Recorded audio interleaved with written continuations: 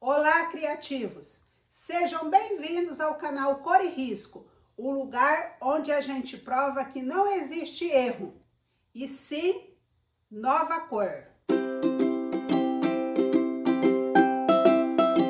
Sou a professora Cleusa do canal Cor e Risco e hoje irei mostrar para você uma linda lembrancinha feita com latinha de Nescau e EVA, que você poderá ver aí o passo a passo da arte de hoje e assim adquirir uma nova habilidade, novas ideias para lembrancinhas neste Natal. E os materiais vou deixar logo abaixo aqui na descrição do vídeo. E vamos então ao passo a passo da arte de hoje. Mas antes disso, deixa um like e se inscreva no canal para não perder a próxima arte. E vamos então ao passo a passo da arte de hoje.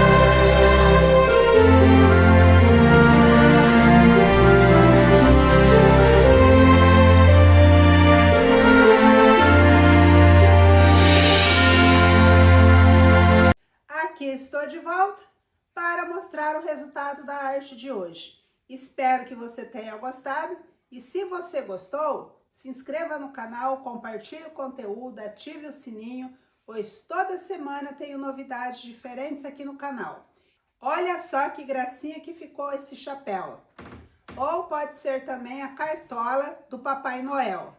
Aqui eu coloquei a latinha, como você viu aí no passo a passo, encapei com o EVA e depois fiz a parte de cima para colocar na latinha, como se fosse a tampa. E você pode colocar docinhos, lembrancinhas, várias coisas aqui dentro. Espero que você tenha gostado da arte de hoje. Agradeço a sua atenção por estar comigo até esse momento e até o próximo vídeo. Gratidão!